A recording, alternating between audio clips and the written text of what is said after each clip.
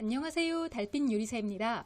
오늘은 시 작품을 맛있게 먹는 방법에 대해 알아보는 세 번째 시간으로 요리사에 대한 정보를 알고 작품을 감상해 보도록 하겠습니다.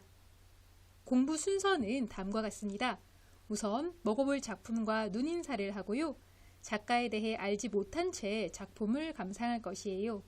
마지막으로 작가에 대해 알고 난 후에 작품을 다시 먹어보겠습니다. 먼저 우리가 먹어볼 작품과 눈인사를 해볼까요? 김소월님의 시 진달래꽃을 눈으로 읽어보세요.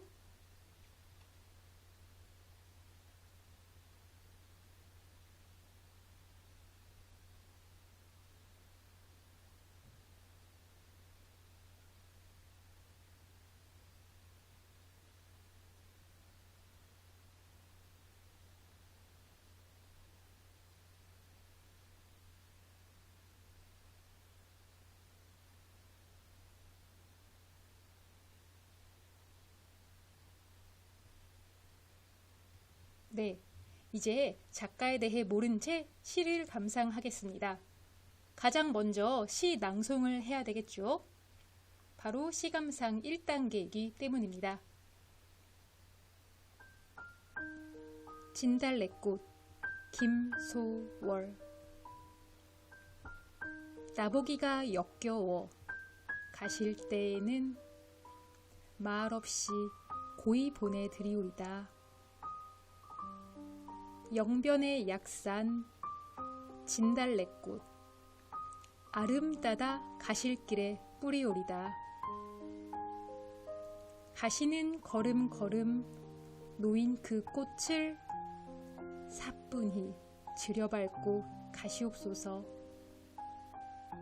나보기가 역겨워 가실 때에는 죽어도 아니 눈물 흘리오리다. 자, 이렇게 시를 낭송하니 어떤 느낌이 드세요? 독자인 저는 우울하고 애절하면서도 약간은 걱정되는 마음까지 들었습니다.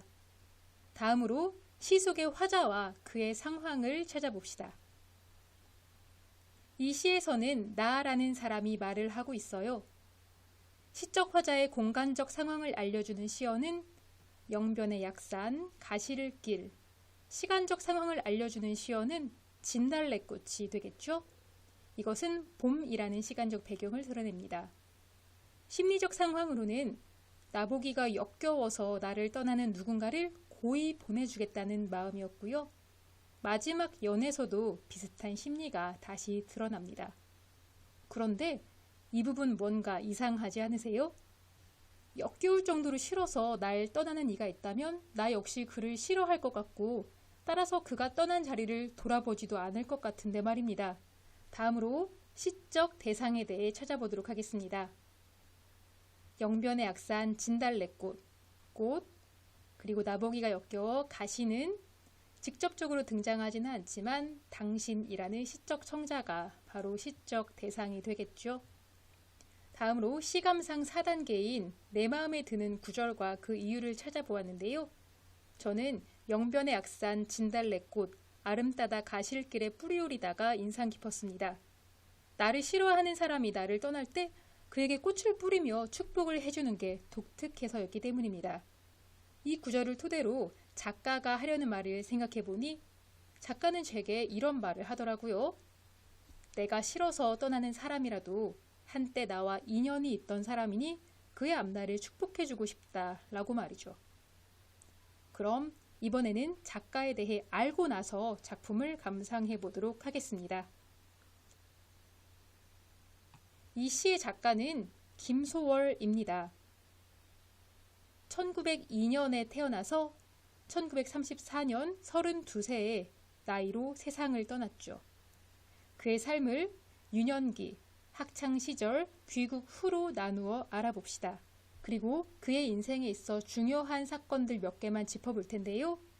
1904년의 아버지 사건, 1905년의 숙모와의 만남, 1915년에 오산학교 진학, 1916년에 홍단실과 결혼, 그리고 1919년에 배재 고등보통학교 편입, 그리고 1923년에 도쿄 상과대학 편입, 그리고 1925년에 자비로 진달래꽃 출간. 그의 본명은 김정식으로 우리가 알고 있는 소월이라는 이름은 그의 호이자 필명입니다. 평안북도 구성군 서산면에 있는 외가에서 태어났고요. 평안북도 정주군 곽산면에서 유년기를 보냈습니다. 평안북도는 우리가 알고 있듯 현재 북한 땅이고요. 위치상으로는 이곳입니다. 김소월에게는 영향을 미친 사람이 많습니다. 바로 가족, 첫사랑, 선생님입니다. 김소월은 가족 중 아버지에 대한 감정이 복잡했다고 합니다. 불쌍히 여기면서도 경멸하는 양가 감정이 있었기 때문인데요. 바로 이 사건 때문입니다. 그가 2살 무렵 친척집에 음식을 싸들고 가던 아버지 김성도가 이 음식을 빼앗으려는 일본인들에게 구타를 당한 사건입니다. 그 사건이 트라우마가 된 김소월의 아버지는 음식을 거부하며 방 안에만 있다가 굶어 죽게 됩니다. 그래서 김소월은 아버지를 불쌍히 여기기도 하지만 한편 싫어하기도 하는데요. 이후 그의 가족은 할아버지 집으로 이사를 갑니다. 할아버지는 광산을 운영하고 있었고 숙부는 정주에서 먼 경성에서 사업을 하고 있었어요. 따라서 숙모인 계희영이라는 분이 김소월을 돌보며 옛이야기나 민요 등을 많이 들려주었는데요. 이것이 김소월에게 큰 영향을 미칩니다. 이후 남산 보통학교에 진학을 하고 졸업을 한 그는 13세의 나이에 정주군에 있는 오산학교에 진학을 합니다. 여기서 김억과 조만식이라는 스승을 만나요. 김억은 그에게 시를 알려주고요. 조만식은 그에게 사상적인 배경을 만들어줍니다. 입학 후 김소월에게는 사랑이 다가옵니다. 입학 다음 해인 14세에 할아버지 친구의 손녀인 홍단실과 결혼을 하게 되는데요. 안타깝게도 이 결혼은 김소월의 사랑과는 연관이 적어요. 진짜 사랑은 학교 친구인 오순이었습니다. 하지만 이미 결혼을 한 김소월로서는 이루어질 수 없는 사랑을 했고요. 오순은 19세에 시집을 가는데 의처증인 남편의 학대를 이기지 못하고 22살에 사망하고 맙니다. 사랑에 실패한 김소월. 그는 이루지 못한 사랑에 크게 탄식하며 많은 양의 시를 쓰게 됩니다. 훗날 진달래꽃이라는 시집에 수록이 되는데요. 오순의 장례식에 참석한 직후에는 초혼이라는 시를 쓰기도 해요. 그런데 1919년 3.1운동의 여파로 김소월에 다니던 오산학교가 문을 닫습니다. 이후 배제고등보통학교에 편입하여 졸업하고 광산업을 하는 할아버지의 마지막 지원을 받아 도쿄로 유학을 갑니다. 그런데 전공은 그가 좋아하는 문학이 아닌 상업계열이었어요. 광산 사업을 일으키고자 하는 할아버지의 의지가 반영된 것입니다. 하지만 입학 직후 관동 대지진 그리고 조선인 학살 사건이 일어나서 다시 한국으로 돌아오게 됩니다. 귀국 후에는 경성에서 작가 나도향 등과 함께 문학 활동을 합니다. 하지만 현실적으로는 돈을 벌어야겠기에 구직 시도도 해보지만 실패하고요. 구성군인 고향으로 돌아오기 전에 유일한 시집인 진달래꽃을 자비로 출간합니다. 고향에서 할아버지의 광산 경영도 돕고 신문사 지국도 운영해보지만 하는 족족 실패하게 된 그는 정신적으로 큰 타격을 입습니다. 이후 극도의 가난에 시달리던 그는 술로 시간을 보냈고 결국 1934년 32살의 나이로 세상을 뜨게 됩니다. 이제 작가에 대해 알게 되었으니 이런 것들을 떠올리며 작품 감상을 해볼까요? 김소월은 원치 않는 이른 결혼으로 인해 자신이 발견한 사랑을 이룰 수가 없었죠. 심지어 그가 진정으로 사랑했던 오수는 불행하게 생을 마감하기도 했고요. 작가는 이런 슬픈 사랑의 경험을 토대로 많은 작품을 남겼다는 점을 떠올리며 낭송을 해봅시다. 진달래꽃 김소월. 나보기가 역겨워 가실 때에는 말없이 고이 보내드리오리다. 영변의 약산 진달래꽃 아름 따다 가실 길에 뿌리오리다. 가시는 걸음걸음 놓인 그 꽃을 사뿐히 들여밟고 가시옵소서.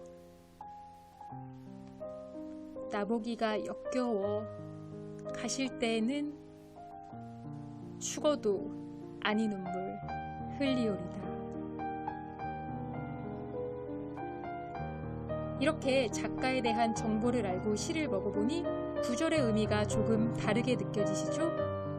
예컨대 영변의 약산 진달래꽃 아름 따다 가실 길에 뿌리오리다는 단순히 나를 싫어하는 사람에게 꽃을 뿌려준다는 것에서 나아가서 어쩔 수 없이 나를 싫어해야 하는 상황에 있는 사람이 나를 떠난다면 그에게 축복이라도 해주고 싶다라는 의미로 다가올 수 있고 말입니다. 그렇다면 작가의 메시지 역시 어쩔 수 없이 헤어진 사람과의 이별, 그곳으로 인해 생긴 하늘, 축복이라는 더 큰 사랑으로 극복하고 싶다라는 것으로 생각해 볼 수도 있겠네요. 이렇게 오늘은 시의 요리사, 즉 작가에 대해 알고 작품을 먹어보는 활동을 해보았습니다. 그러니 작품이 더 맛이 있던가요? 그랬다면, 그러지 않았다면 그 이유는 무엇인가요? 곰곰이 생각해 보시면서 영상을 마치겠습니다. 감사합니다.